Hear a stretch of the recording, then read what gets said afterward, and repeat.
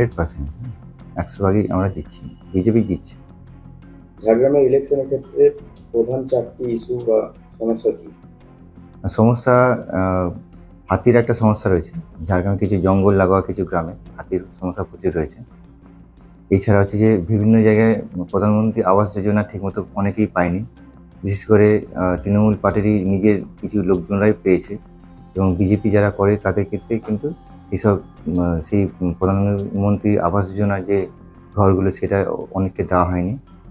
3 নম্বর হচ্ছে যে জল, যেটা মানে যে কোনো গ্রামের দিকে আর কি জলের যে সিস্টেমটা আর কি, যে প্রত্যেকটা ঘরে যেন জল যায়, সেইটাও নিয়ে অনেক সমস্যা রয়েছে।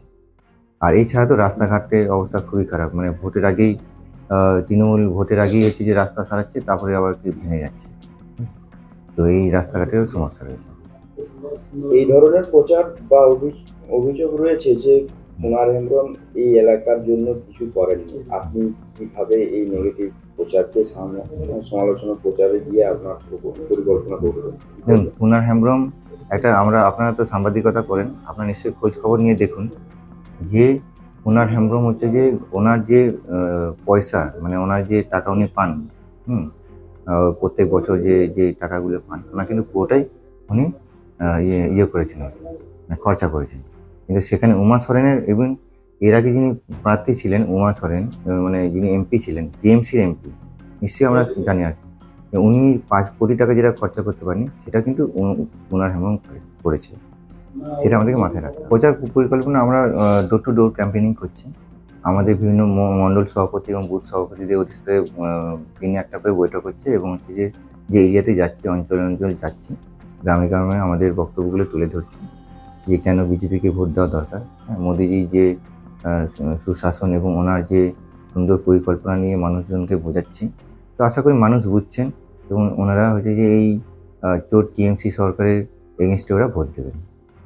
জেতার ক্ষেত্রে আপনার প্রধান শক্তিশালী দিকগুলি কী কী? যেটা দেখুন, সত্যি কথা বলতে কি, আমাদেরকে কাজটা, উন্নয়নটা মেন উদ্দেশ্য আমাদের। ঝাড়গ্রাম অনেক পিছিয়ে আছে, যেমন ঝাড়গ্রামে মেডিকেল কলেজ যেটা হয়েছে, কিন্তু সেটা ডিস্ট্রিক্ট লেভেলেই কিন্তু সার্ভিস দেওয়া হয়। কিছু অ্যাক্সিডেন্ট হয়ে গেলে কলকাতায় পাঠিয়ে দেওয়া হয়। তো সেগুলোকে আমাদের স্বাস্থ্যটাকে উন্নতি করতে হবে, এবং হচ্ছে যে আমাদের শিক্ষার যে সমস্যাগুলো রয়েছে, স্কুল কলেজগুলো হচ্ছে যে ঠিকমতো করা হচ্ছে না আর কি। তো সেইগুলোকে আমাদের আরও সুন্দরভাবে তৈরি করতে হবে, ইনফ্রাস্ট্রাকচার আরও স্ট্রং করতে হবে। এইগুলো নিয়ে আমরা মানুষের কাছে যাচ্ছি। আশা করি মানুষ ভোট দেবেন এবং বুঝতে পারছেন যে এই চোর টিএমসি সরকারের বিরুদ্ধে ওনারা কেন ভোট দেবেন। আর জেতার ক্ষেত্রে আপনার দুর্বল যে দিকগুলো, সেগুলো যদি দুর্বলতা সেরকম কিছু নেই, আমরা জিতছি, 100% জিতছি। আরও খবরের আপডেট পেতে সাবস্ক্রাইব করুন আমাদের ইউটিউব চ্যানেলটি আর বেল আইকনে ক্লিক করুন নোটিফিকেশনস পেতে।